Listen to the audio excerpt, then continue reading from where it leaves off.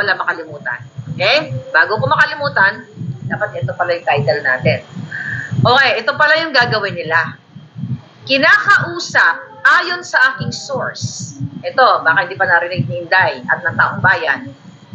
Ayon sa aking source kanina, na nag-message sa akin, kinukumbinsi ng grupo ni Bangag na yung mga doktor na kunwari mag-open sila ng live o open for public na pulburon test o hair follicle, pulboronic test. I will call that hair follicle pulboronic test. So, meron silang kinakausap na pampublikong hospital para mag-connives. Okay? Connives nila yung mga doktor na kapag nagkaroon ng ang tawag dito, nagkaroon ng testing sa pulboronic test, ay magiging negative siya. Sulat ko itong nasa thought ko, baka makalimutan ko to. Okay, kasi we'll talk about that later. Okay, so kinukumbinsi ng pamunuan ng mga Bangag na makipagsabwatan ang mga doktor. Okay? Dahil daw ipapakita nila sa taong bayan na si Matos Jr. ay negative. Kaso lang, wala pa sila so far, habang nag-uusap tayo, wala pa silang nakukumbinsi mga kababayan na doktor o na mga doktor. Kasi ayaw i-risk, okay, ng mga doktor yung kanilang profession para mag-sign ng negative result kay Bangag Jr. na open sa public kasi nga ayaw nga nilang masira yung kanilang profession. Pero sabi ko nga, baka pag binayaran niya, unless siguro binayaran niya ng 2 billion para matanggal man ang license, di ba? Nitong doktor na ito dahil nag-take ng oath yan, gagawin yung tama, accurate report and everything, test, So, hindi pa nila makumbi-kumbinsi yung mga doktor. So, they are eyeing right now public hospital and ayon sa aking source, St. Luke's kung saan doon siya nagpa-test. Di ba, doon sa noong 2021 na kanyang pulburon test, which is urinary, what do you call it, yung test kit, ay questionable na yung pag-gather ng specimen at yung timeline o time ng pagkuha ng sample at ang result ay more than 2 minutes lang. 2 minutes or 45 seconds yata. So ngayon, eto mga palaga, breaking news to.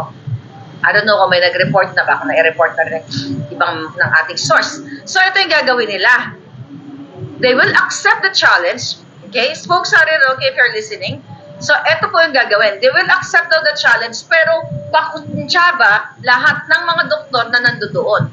So, syempre, di ba, pag inano natin yan, tawag dito, pag syempre, kuntsaba na yan, pati mga cameraman, di ba? Kapag doon sa actual na, o ganyan-ganyan. So, ngayon, sabihin nyo, negative, di ba? Pagdating doon sa hair follicle test, o baka mamaya, matchingin nila, pwede nga nilang I'm just, iniisip ko lang ngayon, baka magtanim na sila ng buhok ng buhok ng mannequin. Siyempre, wala kang makikita doon, di ba? Or buhok o synthetic hair. Di ba? Possible na ganon. O sige, lagyan natin yun dyan. Tapos kunin natin yung buhok ng manika. Di ba? Yun pala. Wala kang makikita kasi nga hindi naman siya real hair. O di ba? Kasi, I think how many inch? I don't know. Hindi ko sure kung ilang inch. But anyway, baka gaganon yung buhok. Di ba nga, para sabihin lang, this is negative result. So see that, now pinangungunahan na natin kung bakit, mga palangga, kung bakit reliable ang ating mga sources or ating mga puting ahas. Dito sa budget hearing, see, inano ni Ontiveros yung patungkol sa books na pinurchase daw ng Office of the Vice President na 10 million. But later, pupunta tayo dyan. So pag-usapan natin tutukan natin itong fake, magiging peke, show, dramatization, play o pelikulang pulboronic testing na kukontsabahin ang mga doktor. Sabi ko nga sa inyo, kung ito'y babayaran ng bilyon na para kahit matanggal sila sa pagiging doktor nila, they can live happily ever after, di ba? So, pwede talaga tanggapin. Alam naman natin sa Pilipinas na talagang hindi, siguro, hindi naman marami, di ba? Kasi, if you will say na maraming mga parehang bayarang doktor, ibig sabihin nun, majority ng mga doktor. But, I still respect to these professionals like doctors, medtechs, nurses, some of them are my friends and my classmates, na they're doing their job na para talaga gawin yung tama. Pero ito, kausapin ko ngayon, kayo mga doktor, dahil alam ko na ang gagawin. Ayon nga sa aming source na kayo ay babayaran. At kung kutsabahin ni Bangag Jr., mahiya kayo sa inyong sinumpaan, mahiya kayo sa Diyos, mahiya kayo sa inyong mga anak, sa inyong mga magulang na nagpaaral sa inyo para maging magaling na doktor. Hindi para magaling mag-distrongkar o mameke ng result. Imagine mo, peke na nga ang diploma ni Bangag Jr. Okay? Peke pa ang kanyang hair follicle test. O peke na ngayon nakaraan eh. Questionable nga. Nakita nyo naman doon sa hearing, doon sa PIDEA Leaks, na hindi na nga piniga ng mga jutang ginimis ng mga senador doon, yung doktor, na tinanong nila, not really tinanong, na supposedly, di ba, na ipaliwanag, bakit 2 minutes lang and 45 seconds? More than 2 minutes, right? More than 2 minutes. So anyway, kasi doon pa lang nakita natin sa PIDEA Leaks na takot yung doktor na yon or na kuntsaba na sasabihin na, definitely na kuntsaba na yung mga jutang julul na mga doon, senador, na huwag nyo nang pigain yan si Sentox Doctor. Kasi naareglo na yan. At pag ginanon nyo yan, yari kayo sa amin. Siguro yun yung usapan ni Satanas at yung mga tiwali o mga taksil na mga mga senador na kasama nga sa pulboronic list yun eh. Okay? Alam nyo ba yung isang senador doon? No, hindi isa lang. Isa, dalawa, tatlo. Doon sa Committee on Public Order. Diba? Na Dangerous Drugs and Public Order. So, based sa aming pag-uusap, namin ni Cathy at ni Stas ay tatlo sa questionabling pulboronic yung mga senador na yon. Kaya nga takot na takot sila dito sa hair follicle test na ito eh. You know what? Kung ikaw ay malinis ang iyong dugo, diba? Malinis ang iyong hibla ng buhok, wala kang dapat ikakatakot sa hair follicle test. Kung ako ginaganito na taong gobyerno, jutang general, salin na kayo, paghilain ko pa kayo lahat dyan eh. O, i-declare ko pa yan. National Hair Follicle Test Day. Lahat. Diba? I will lead by example.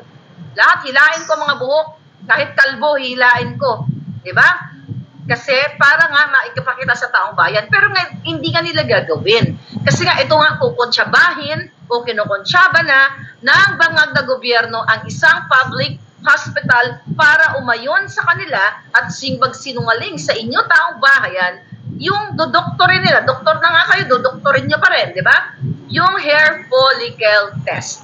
So, allegedly, these hospitals, 2 hospitals, public, hindi lang pinangalanan, tingnan natin baka pinangalanan na. But yung isa, at yung St. Luke's daw. Pero, mukhang ayaw kasi ayaw nilang masira yung kanilang reputation. Here we go. Ito, actually may message pala. Okay. Last Friday, sabi niya ganun, okay. Hi, Miss Maharlika. Last Friday, okay, ayon sa ating source, matagal nang pinaplano ng bangag na gobyernong ito na magpalabas, okay, nagpapalabas o mag-conduct ng pulburon test kay bangag, okay? So, pinagpipilian nila yung isang government hospital or yung St. Luke's. Kung sino po ang aayon sa kanilang doktorin ang result. Okay? Ang sabi nito, okay? Ang problema, maraming takot na doktor sa private sectors, okay? Okay. Private sectors, sabi niya, ang sumusugal ng kanilang reputations and license nila.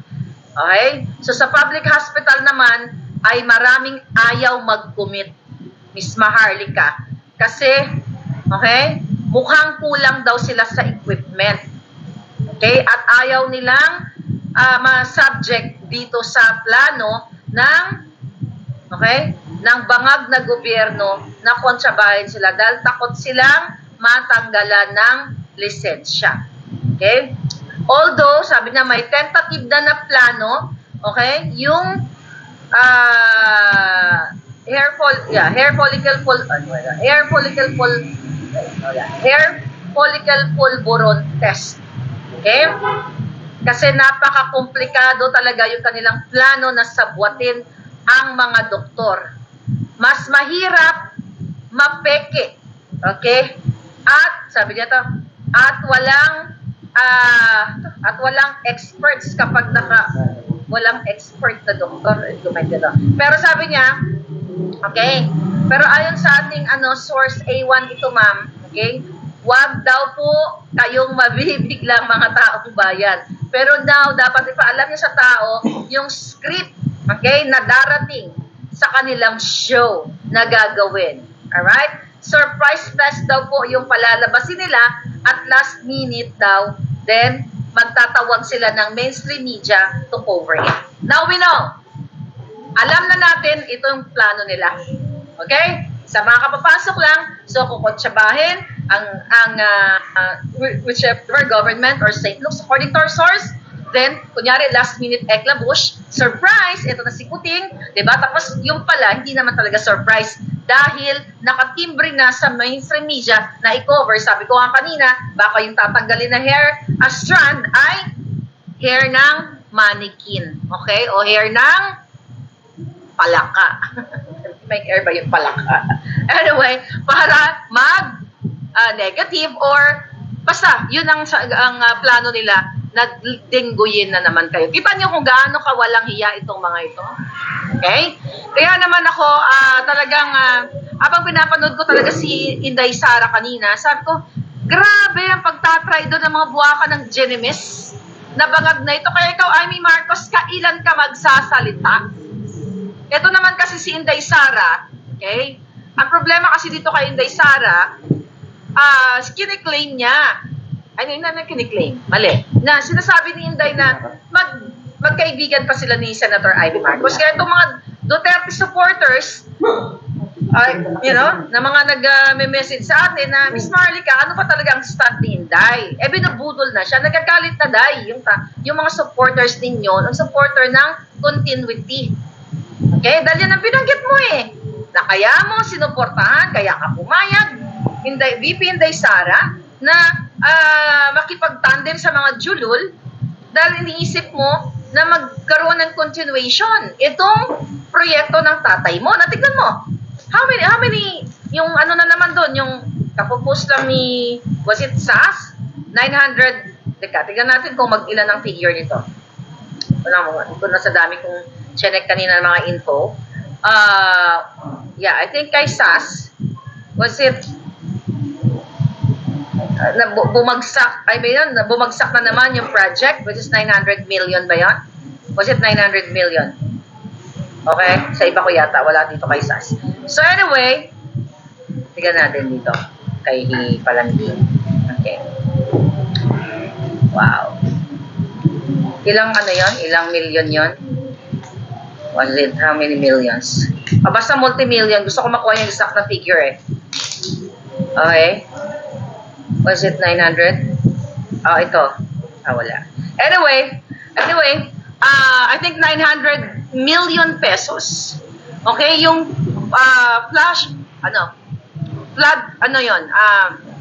flood project na kung saan, di ba, to protect yung mga baha. Pero 900 million bumagsak na. Ibig sabihin, mga kababayan, hindi natapos for 2 years. Sayang na naman ang pera ng taong bayan. Okay? So yan ang nakikita natin dito, mga kababayan, na talagang walang hiya. 91? Is it 91, not 900? Thank you for correcting me. DCYS, ang dami information. Thank you. So it's not 900, 91. Okay na nag-collapse. Updated talaga mga hitaan. Senya, Ford, Cabana, thank you. Okay, so let's settle. 91 million. Thank you so much. So nakita nyo, from 1 trillion, actually, barya lang yun From 1 trillion ng 2 years, tas meron pa palang 91 million. So that's a lot of money na kunyari, mag-repair sila, magawa-gawa sila, pero hindi naman talaga ang purpose nila ay bigyan ng magandang proyekto. Okay? Ang taong bayan. Actually, may batang active ngayon sa TikTok. I think Ellie. Okay? Napanood ko yung kanyang TikTok na may pinuntahan siyang isang lugar na kung saan nagtayo ng footbridge. Nag-project. Pero walang bridge. Foot lang daw, sabi niya. So, walang bridge. Kapag nakatenga doon, multi-million din yung project. Imagine mo, for 2 years sila bangag. Kunyari, mag-reconstruct sila, tapos hindi naman talaga nila tatapusin yung bridge para kunyari lang may ginagawa. Di ba pinagloloko tayo? Then another thing, may nag-message sa akin, was it in somewhere, okay? Binubungkal yung kalsada, sementado yung kalsada. Although hindi nyo naman first time to narinig. Matino yung kalsada, binubunggal ng pison. Pison ba yun? Inapakan na pison pala pang papatag. Basta yun, binubungkal ng na yun, ng heavy equipment na yun. So binubungkal, buti sana kung ang bubungkalin nila yung mga tiyan ni butod. 'Di ba? Okay lang yun kung yun ang bubungkalin at itong mga bangag, 'di ba? Isama na dun sa pison. Kaso ito ay mga matitinong kalsada na binubungkal ng mga walang hiya. And now, it's 2 years now, ang busy sila kung paano mangharas, kung paano makipagsabwatan sa mga dayuhan para kayo ay ipagkanulo. Okay? Ipagkanulo ang mga Pilipino, katulad na lamang dyan ng mga Duterte. Ipinagkanulo yung mga tiko nila para ikulong o gurgurin na wala namang mandato, dahil wala na nga tayo dyan sa ICC, di ba? Yan ang pinagkakabalan nila, imbis na tapusin nila yung mga proyekto. Kaya nakikita ko si Inday, yung Inday Sara, na talagang disappointed siya. Dahil kaya siya sumama dito sa mga bangag na ito, dahil nga kinukulit siya, di ba? Dahil di daw mananalo ang mga bangag kapag hindi si Inday pumayag na maging tandem. In the first place, ang dapat niyan is si Inday ang magba-vice president Yung plano ng ibang mga nakapaligid kay Inday at si Marcos Jr. ay magiging vice president na lang. Nakikita niyo mga kababayan, alam niyo, kung ang mga Duterte, eto tignan niyo kung ang mga Duterte ay ganid sa kapangyarihan, hindi na, dapat pinatakbo na yan ni Pangulong Duterte kasi nasa kanila yung kapangyarihan during the time. Sige dahil, hindi na tayo alis sa pwesto. Dahil tayo ay mga ganid, tayo ay ganito, tayo ay berdugo, Diba? Total, nasimulan na nila tayo ng mga dilawan na yan o kung sino man mga kudas na tayo ay manggugurgur. Diba? Digurgurin na natin sila lahat. Gamitin na natin yung power natin. Magnakaw na tayong lahat. Pero bakit walang issue sa pagnanakaw sa mga Duterte? Yung may mga issue, yung mga ibang inappoint niya, ng iba pinagtatanggal niya. Pero bakit, tignan nyo, bakit ang issue sa amang Duterte tungkol dun sa war on pulburon? Diba? At yung mga EJK. Sabi ko nga sa inyo, kung ako presidente ninyo, executive number 1, bangin. Diba? Bangin, gurgur kayong lahat, sushoot ko kayo sa bangin. Why? Bakit kayo matatakot sa bangin? Diba sabi ko, 10,000 na pagnanakaw, utod ang pinky mo. 20, utod. Yung pinaka, yung 10 million, utod ang gurgur ang julo mo sa akin. Pero bakit matatakot ka kung hindi ka nagnanakaw? Kahit yung bangin na yan, nagpagawa ako ng executive number 1 ko, this is just mga palangga, executive order number 1, bangin. Bakit ka matatakot sa bangin kung hindi ka magnanakaw? May masushoot ba sa bangin? May mapuputol ba yung daliri kung walang magnanakaw? It's the same thing dito. Bakit ka matatakot sa hair follicle test kung hindi ka bangag? 'Di ba? Kaya susunod na presidente diyan, kung sino nang mamuna, yan ang executive order nyo. Bangin, i-shoot nyo lahat ang mga kawatan. At magiging mas malupit pa ako sa mga Duterte, believe me. Si Pangulong Duterte, nilabanan niya lang yung mga war on pulboronic, di ba? Although ang corruption nandun. Hindi, lahat ng kawatan, 10,000 na pangawat, utod na lahat, siguro lahat kayo utod lahat, o lahat kayo shoot sa bangin. Why? Hindi magbabago ang Pilipinas kapag walang kaparusahan na utdon lahat itong mga ito at ang gurguriog nyo. Dapat may ganun. Kawawa ang Pilipinas dahil magkano ngayon yung SOP dan sa mga proyekto na yan. Dati daw, 10% lang yan. Ngayon, umaabot sa 50%. Diba? Imagine nyo, ang 1 million, let's talk about, maliit lang na numero, 1 million project, 500 na pupunta sa bulsa ng mga buwaka ng ina. Kaya substandard yung mga proyekto, kaya nagpo-collapse. So ito yung masakit sa taong bayan. Hindi po magbabago ang buhay ninyo hanggat bangag ang namumuno sa inyo. At malinaw sa press conference ni Inday na binudol talaga ang taong bayan. Ang sabi nga ni Inday, alam mo tama yung sinabi niya eh. Hindi naman siya maapektuhan dito eh. Pero maapektuhan ang mga Pilipino. Kasi, sino ba umaasa sa mga projects na yon na hindi nila tinuloy? Diba? Katulad yung proyekto na magtayo ng flood control. Anong ginawa? O sino ba naapektuhan? Si Inday ba? Taong bayan ang naapektuhan. So dito niyo nakikita now yung ginawa nila kay Inday na tinanggalan nila ng security personnel. Okay. Nagsabi nga, yung mga security personnel na yan, security detail, yan ay based on trust and confidence. How you hire your people o get your people.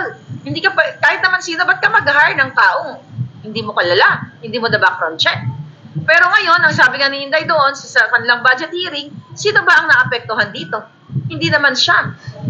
Just so happened, na kaibigan niya, itong mga security personnel na ito, tapos ang naapektuhan yung mga pamilya, na pag-usapan na natin to, na imbis na makapiling nila ang kanilang mga pamilya, kung they're based in Cotabato, Davao, or wherever man yan, dapat doon din sila sa area na yon.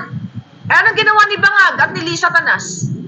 Sa utos nila na benggahin ang mga Duterte, so ang nagsasakripisyo itong mga kapulisan. Kaya nga sabi nila, hindi never siyang magsusulat kay Marbil para ibalik yung mga personnel na yun. Never. Sabi niya doon sa budget hearing. At sa ngayon, AFP ang security detail niya kung saan hindi naman binabayaran ng Office of the President, but ito ay under ng AFP. So, may natutunan tayo doon sa budget hearing at talagang makikita mo na talagang itong Senado na ito, although ang EPA lang naman doon, nung time na yun kanina, itong si Ontiveros. Bakit ka mo? Talagang inaano niya, ano ba yung sabi niya dito? Nahanap ko lang. Talagang binibengga niya si Inday Sara. Okay? Paano niya binibengga? Okay? Okay. Sabi niya dito, ni Ontiveros, tinatanong niya about dun sa books. Ano ba yung tungkol sa books? Ito. Okay. Sabi ni Inday doon, hindi. Sabi pala ni Ontiveros. Okay. Ina-ask niya, ito yung, tinatanong niya si Inday, sabi niya, ito. Hanapin ko lang dito.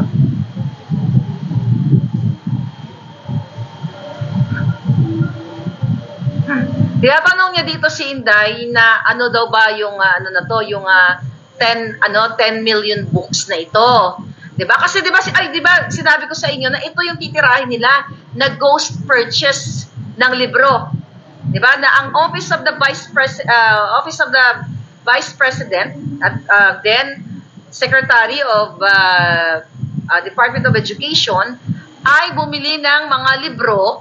At ito daw ay parang ghost. Wala namang libro na binili, kundi para lang kurakot o magnakaw. Yun ang gusto nilang yun ang gusto nilang palabasin.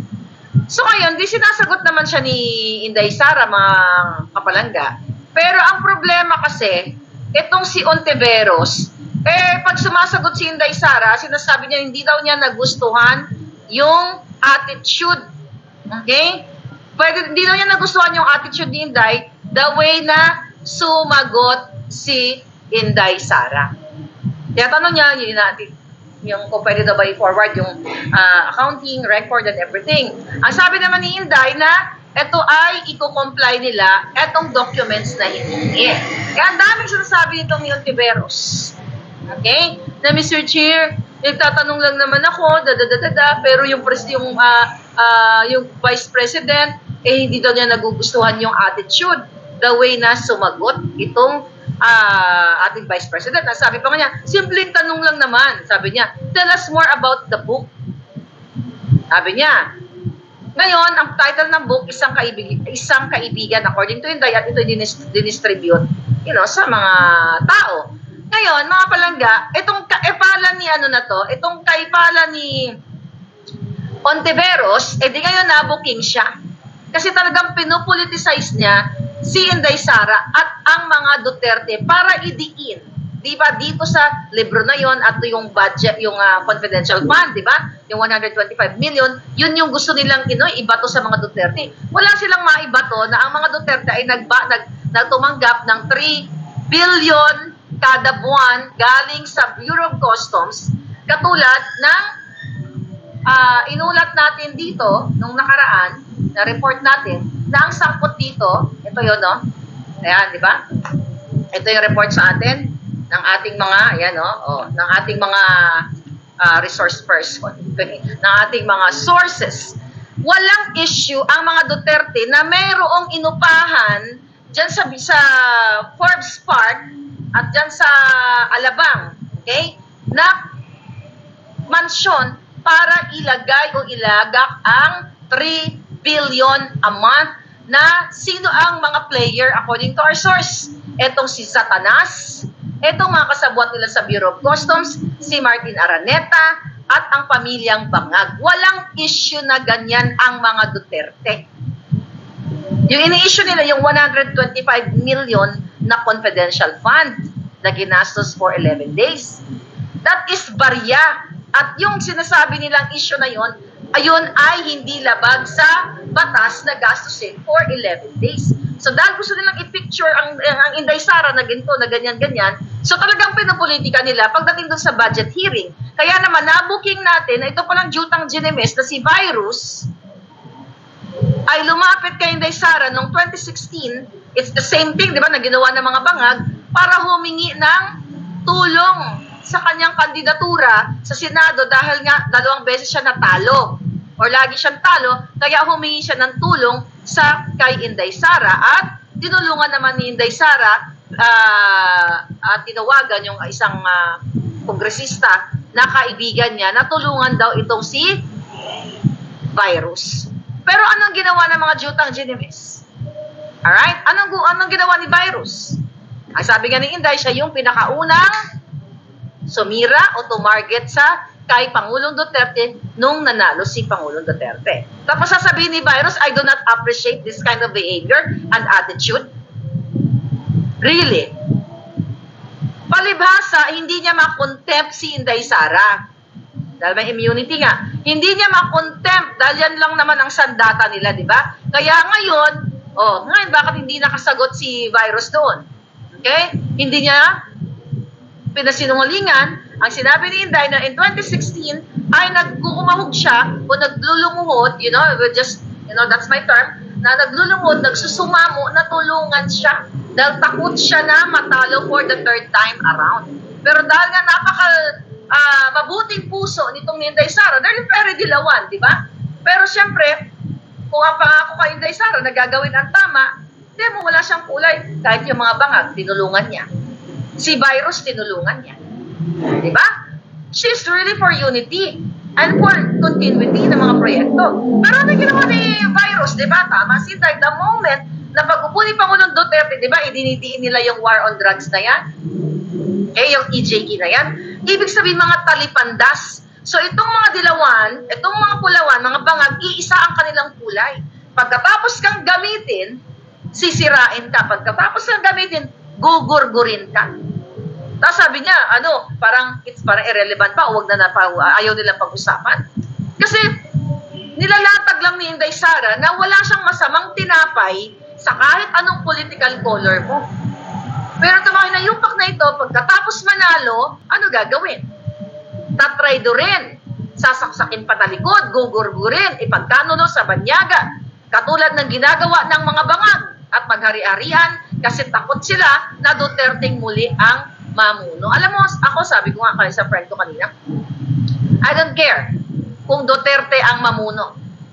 I don't care kung diktador ang mamumuno, pero ganito ang dikta. Ang dikta kung paano maging productive ang taong bayan. I don't care kung Duterte o Maharlika. Sige, sama ko yung pangalan ko para nakaiba. Maging diktador yan, sabi ko nga kanina, no, naging busy ako everyday, may ka-coffee buddy ako, bongga mo. Sabi ko, alam mo, napakadali lang solusyonan. Talagang will lang, political will.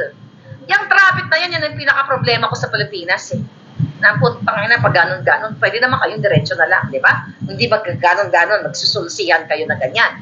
Number one yan na problema ng ating bayan, na walang kaayusan ng ating trapiko, batas trapiko kasi lahat nababayaran ng MDA, siga ang mga pulis, kasabwat si ganito, ganyan, pag nahuli sa batas trapiko, gagamitin ang, ang koneksyon, kaya wala talagang solusyon. Sabi ko nga sa friend ko, para ako nanalo lahat yung tanginan nyo ha, wisit kayo ha, hindi pwedeng gaganon-ganon. Ako na mismo magbabatas traffic.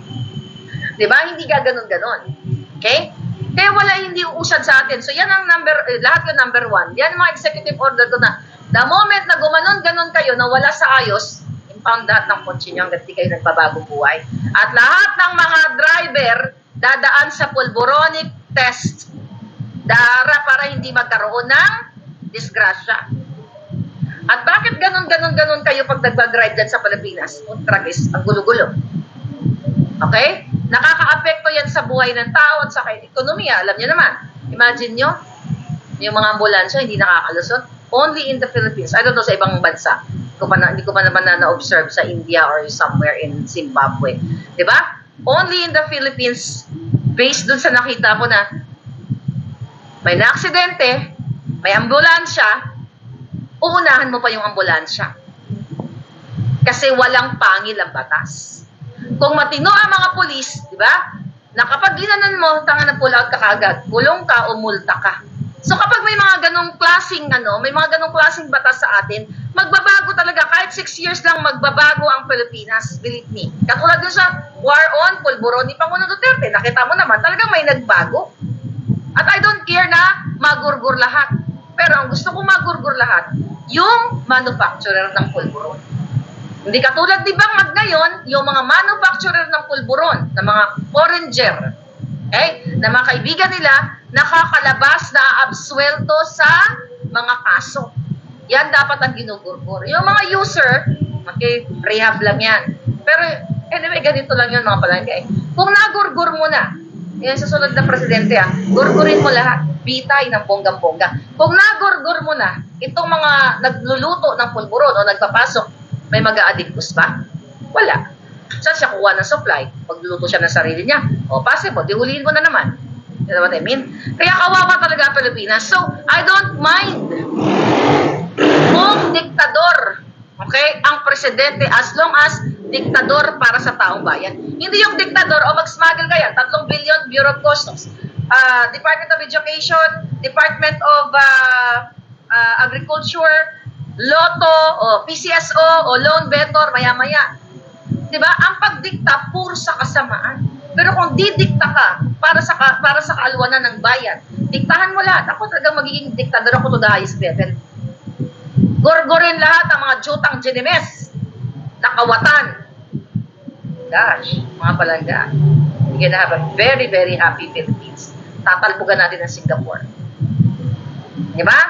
Sa bawat may pumasok na makuha ng mga pulboronic residue lang, mababalikin ko sa bansa nila or depende sa parusa.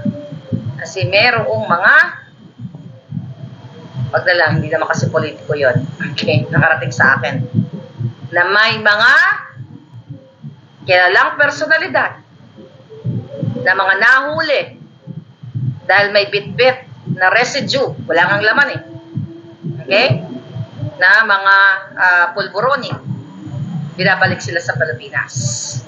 Sa mga bansang pinuntahan nila, nagharang sila, mga ganyan-ganyan, na ibalik sila sa Pilipinas. Gusto ko gawin yan. Pero sa atin, pag may nahuli, palulusutin, magbabayad lang, di ba? So I don't mind kung diktador ang ating presidente as long as diktador para sa kaalwanan ng bayan. Diktador para totoong pababain ang presyo ng mga bilihin. Diktador na para gurgurin ang mga smuggler. Lahat. Pero ano ngayon ang dinidikta ng gobyernong itong bangag? Diktador sa lahat ng kasamaan. Imagine niyo. Okay lang daw, kontento kayo, $64 at 64 pesos per day sa inyong budget meal. Yan, group sa isang pamilya. So, expect 20 pesos at per meal. Putang ina. Tapos sila, nung August 16, nakita niyo yung sinend kong video sa inyo? August 16. Nagpa-party si Bangag, si Satanas at ang kanyang mga gabinete